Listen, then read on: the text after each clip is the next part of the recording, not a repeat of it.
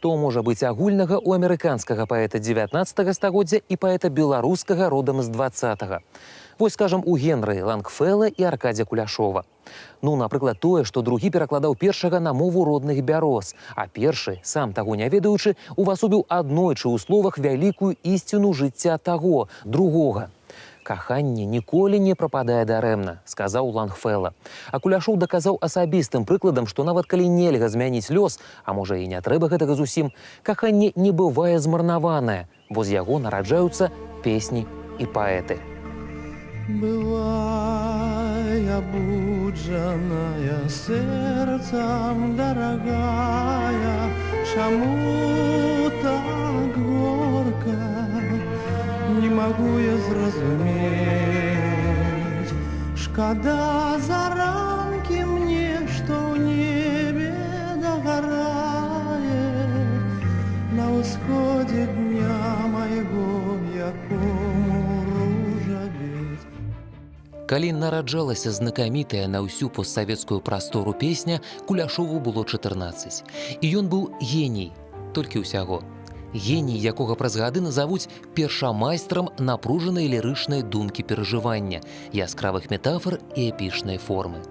Але калі будучы народны паэт Беларусі, перакладчык, кінасцэнарыст, аўтар з вялікай літары, за душой у якога звыш 40 паэтычных зборнікаў пісаў сваё «бывай» для яе і пра яе, то быў проста Аркадзь.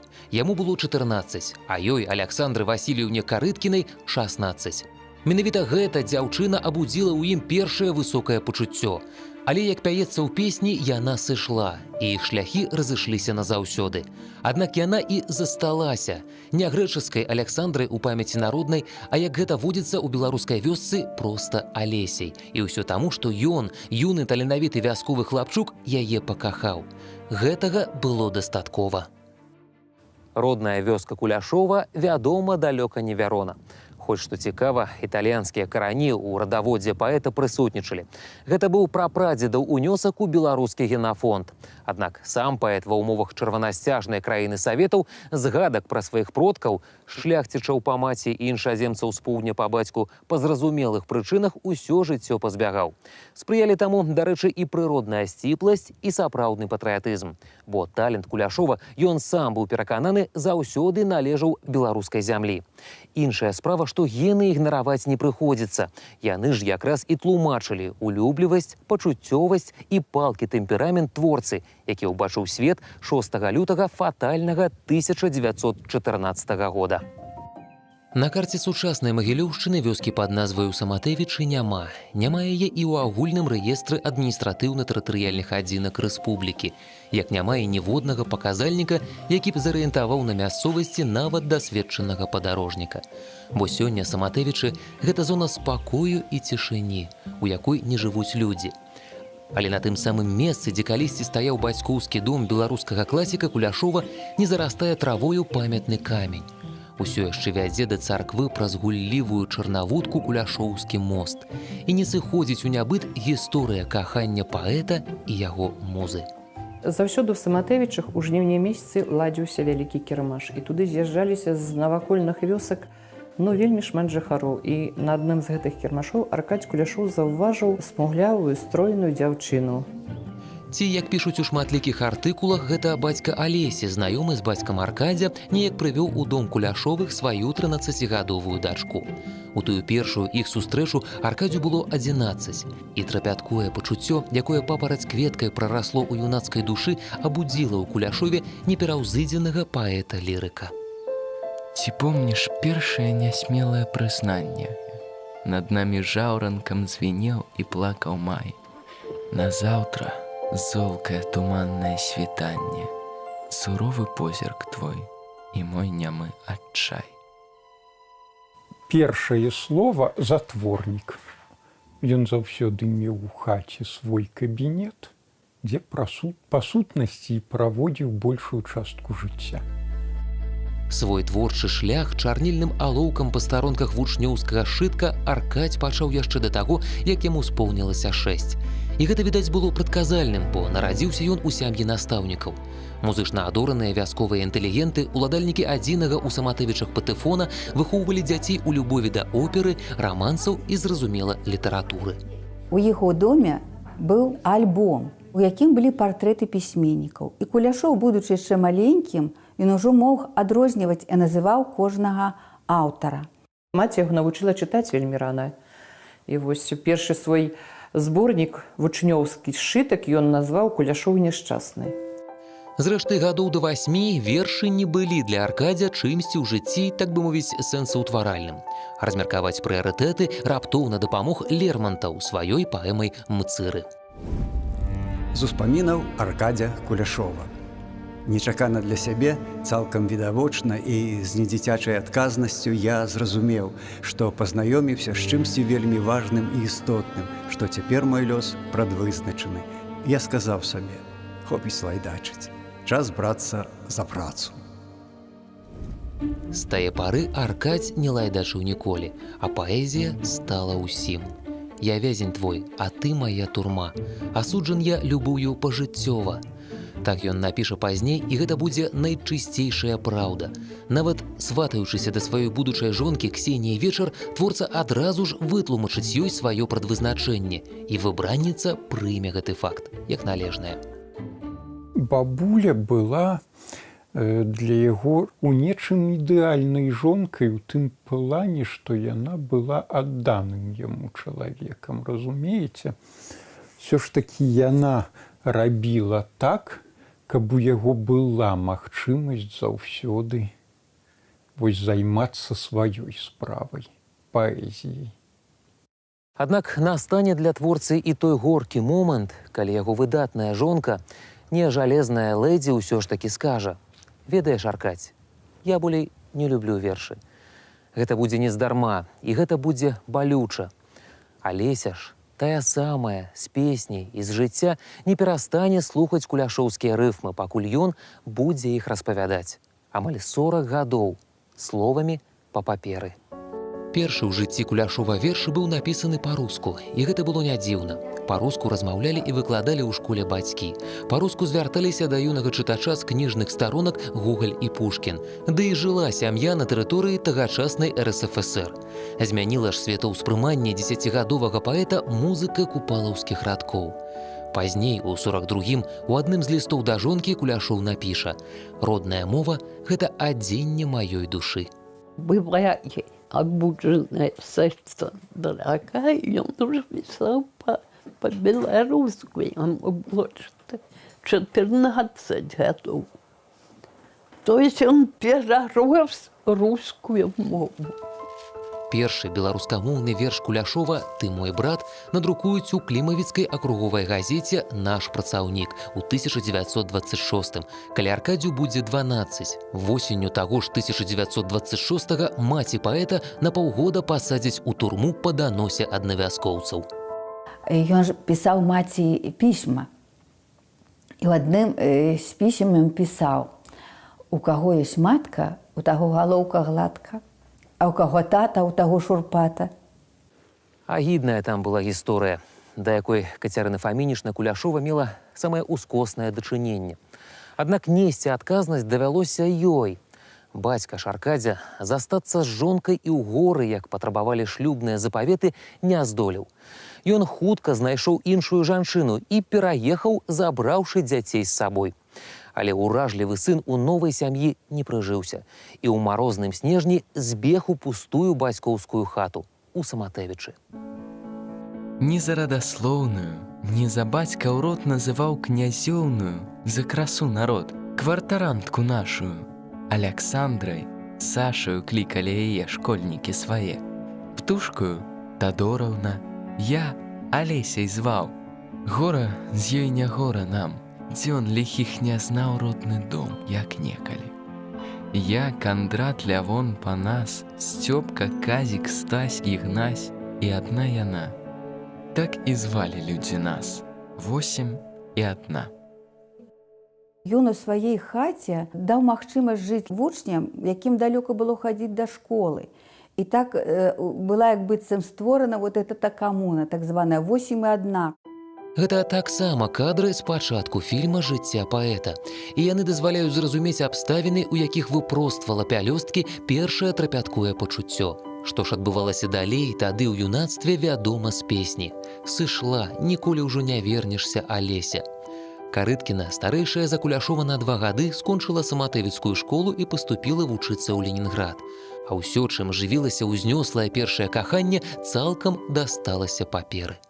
Аркадзь Куляшоў вельмі цяжка перажываў вось гэта расстанне, і потым ён напісаў паэму, якую назваў «Бывай», прачытаў яе ўпершыню сваёй малодшай сястры і адразу ж спаліў. Гэта было вельмі па-куляшоўску, эмацыянальна і, заўважце, самакрытычна. Аўтар нават апублікаваныя вершы не лічыў канчаткова завершанымі, рэдагаваў уласныя творы пасля кожнай чыткі, маніякальна дамагаючыся дасканаласці. А знішчаць чарнавікі увогуле ўвайшло ў ягоную звычку. Аднойчы на заўвагу дачкі філолага, што, маўляў, рукапіс дае магчымасць зазірнуць у творчую лабараторыю паэта, Куляшоў абурана агрызнуўся. Не хапала яшчэ, каб у маіх перажываннях корпаліся потым усялякія там літаратуразнаўцы. Але агонь, які зжэр паперу, не замяніў сабою агню, што гарэў у паэтавай душы. У тым жа 1928 на старонках рэспубліканскага часопіса «Полымя» з'явіцца наноў напісаны верш «Бывай». У зборнік твораў Куляшова ён, дарэчы, не ўвойдзе. Аркадзь Куляшоў неяк на сустрэчы з Ігарам Лучанком прынёс вось гэты свой рукапісны верш, расказаў усю гісторыю пра сваё каханне, і праз 3 дні, калі Ігар Лучанок выслухаў Аркадзя Куляшова і вось пачуў гэта імя Алеся, а у Ігара Лучанка жонка Алеся, і з'явілася музыка. У песні, якая пачынаецца словамі «Бывай, абуджаная сэрцам дарагая», 2 крылы – мелодыя і паэзія. І калі праз 44 гады ўзнімецца гэта песня ў неба галасамі песняроў, імя Алесі загучыць дзіцячым смехам у мностве дамоў, не толькі няскоранай Беларусі. Слухачы ж і чытачы будуць цікавіцца, ці было тое каханне ўзаемным. Было, але было і малаперспектыўным у жыццёвым плане. Сама Алеся ў той час, калі паміж ёю і Куляшовым усталюецца трывалая, паштовая і разам з тым нявінная сувязь, напіша ў лісце да паэта. Я заўсёды ведала, што твой ідэал мае да мяне ўскоснае дачыненне, што гэта толькі твая мара. Так, напрыклад, марыў пра сваю Марылю Міцкевіч ці Петрарка пра Лаўру. Але менавіта мары – гэта тыя далёкія маякі, якія дапамагаюць чалавеку рухацца па жыцці наперад. А наперадзе ў юнака Куляшова будзе яго першы зборнік «Росквіт зямлі». І гэта ў 16 гадоў. У мінулым застанецца Мсціслаўскі педтэхнікум, у якім сустрэнуцца сябры, аднадумцы маладнякоўцы Змітрок Астапенка і Юлі Таўбін. Менавіта яны, што пазней стануць ахвярамі эпохі вялікага тэрору ў Савецкім Саюзе, зазавуць Куляшова ў Мінск на літаратурны факультэт педінстытута. Сябры нават жыць будуць у адным пакойчыку на 3 і спаць па чарзе на адным на 3 ложку, а ў астатнія дні на падлозе, завярнуўшыся ў дыванок замест коўдры.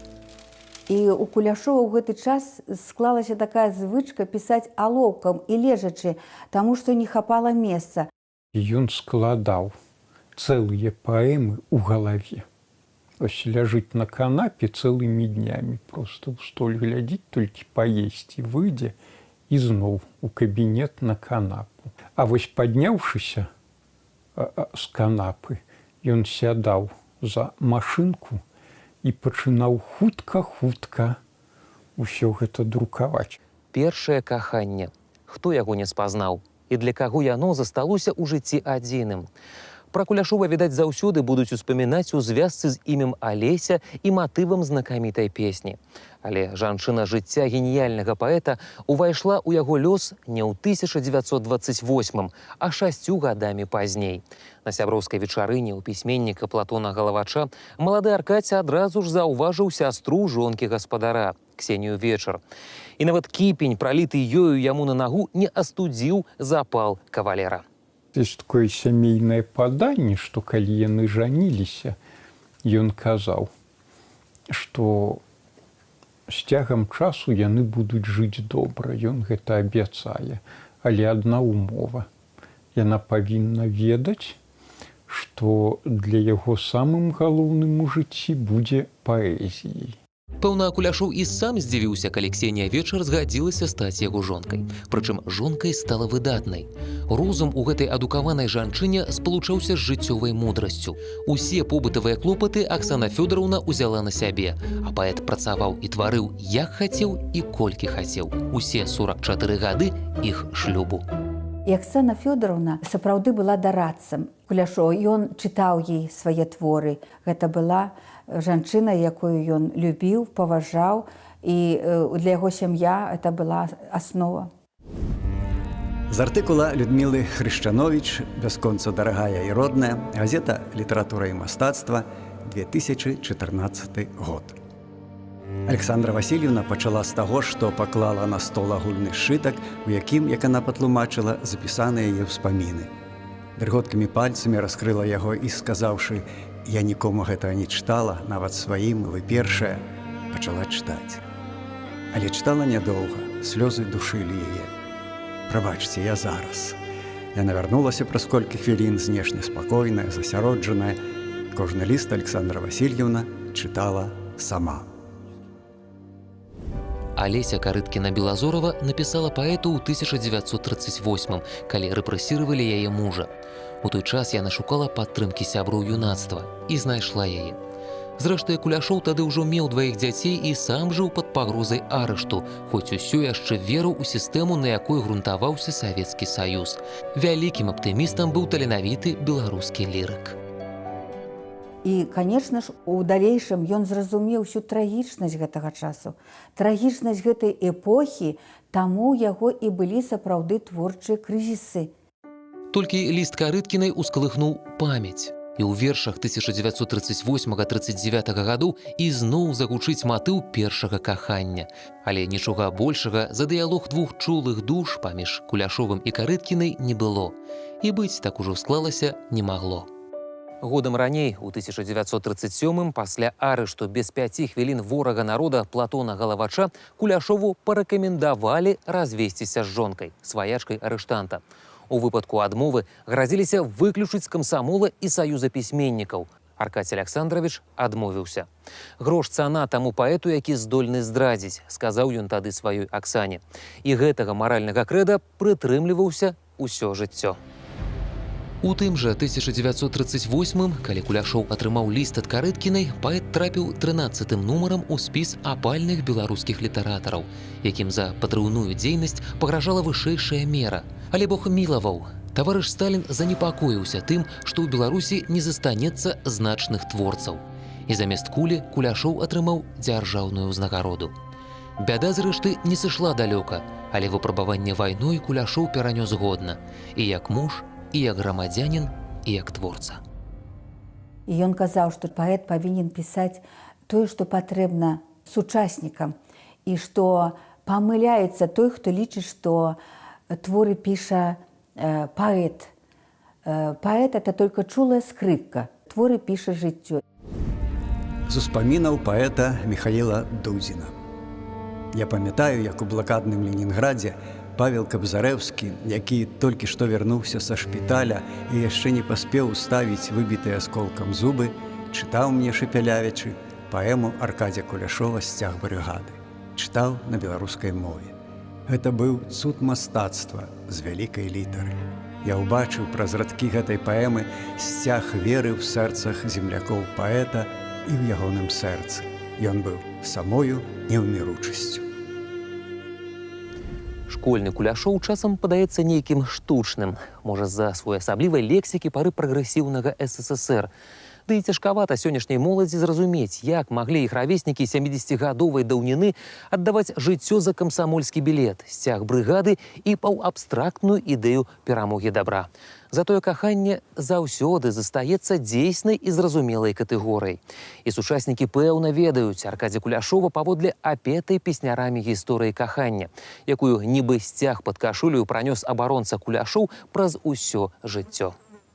Пришла ніколи вже вернешся, Алися, бывай смуглявая, коханая была. стаю на розстанях былих, а спадня бейся самотным жа. Усялякі канец чагосьці – гэта таксама і пачатак чагосьці. Тым больш, калі гаворка ідзе пра каханне. «Каханне ніколі не прападае дарэмна», пісаў Лангфелла, якога Аркадзь Куляшоў перакладаў нароўні з Пушкіным, Лермантавым, Катлярэўскім. Калі нават каханне не зрабіла багацейшым сэрца іншага чалавека, то, вяртаючыся назад да свайго вытоку, яно нібы дождж напоўніць вас свежасцю і прахалодай. Тое першае трапяткое пачуццё стала крыніцай натхнення беларускага паэта і крыніцай радасці яго музы. Перапіска паміж Аркадзем і Алесяй доўжылася амаль 40 гадоў. У нашай сям'і гэта была такая крышачку забароненая тэма. Ну, скажем так, мужчыны не любяць афішаваць тое, што ведаюць, што будзе крыўдзіць жонку. Аркадзю і Алесіі даўно ўжо было не 16, але ім было і аб чым пагаварыць. У Алесі, якая настаўнічала ўсё жыццё, Аркадзь знайшоў уважлівую суразмоўцу і тонкага знатака літаратуры. Паэт дасылаў Карыткінай свае вершы, а некаторыя з іх ёй жа і прысвячаў. Аксана Фёдоровна ставілася да гэтай перапіскі спакойна. Зрэшты, аднойчы ўсё ж сказала мужу, што болей не любіць вершы. «Чужой любві я не зайздрошчу, тут са сваёю не лады. Я ў сэрцы ёй даю жылплошчу, ды ў ім утульна не заўжды. Любоў – бяздомнік, прапісаны ў верным сэрцы назаўжды. Будуць у Куляшова і такія радкі, і будзе момант, калі жаданне ўбачыць смуглявую каханую стане нясцерпным». Сустрэча павінна была адбыцца летам 1951 у Быхаве каля пошты. Сімвалічна, ці не праўда? Але хто сказаў, што сталаму чалавеку і творцы не можа быць страшна? І перш чым зрабіць крок насустрач той самай Алесі, Аркадзь Куляшоў зазірнуў у акно паштовага аддзялення. Мой бацька, як мне здаецца, усе паэты. Ён быў эстэтам. І калі ён бачыў тую жанчыну, якая была для яго узорам прыгажосці, калі ён убачыў, як яна састала, ён жахнуўся. Паэт не мог дазволіць прозе жыцця зруйнаваць паэзію ўспамінаў. На гэты раз сышоў ён. І больш сустрэцца Аркадзь і Алеся не спрабавалі. З ліста Алесі Карыткінай Аркадзю Куляшову 12 жніўня 1971 года. Дарагі Аркадзь, цябе цікавіць мінулае, што было б, калі б і гэтак далей. Магу табе сказаць толькі, што ты мяне ў свой час не разумеў зусім. У той далёкі год усе мае мары і жаданні былі скіраваныя да адной мэты – вучыцца спазнаць іншае жыццё. І ні аднаму табе я адмовіла. Многія могуць на мяне крыўдаваць. А я рвалася, ляцела ў марах і наяве і проста ненавідзела ўсіх, хто мяне затрымліваў. У мяне не было іншага выбару – ці ісці замуж, ці ехаць вучыцца. А там новыя інтарэсы, новыя людзі, а ты недзе ў мінулым і не паспрабаваў наблізіцца. А мы так і не сустрэліся зноў. І што ты за чалавек, я так і не даведалася і не ведаю дагэтуль. І ты таксама. Вось і вся праўда. Дзе той край, Александра Тарасаўна, у які нам вярнуцца заказана? Льюцца зялёныя сінія на слупы правады прыдарожныя, на парваныя сувязі ліній. А вот вопрос «Зачем Олеся?», «Почему Олеся?» я ответила бы стихами поэта. «Спокойного счастья не зычу нікому, навошта грымота, маланка без грому, зязюля без лесу и лес без зязюли». Скучно и пресно было бы в стихах поэта без Олеси, как в весеннем лесу без зязюли.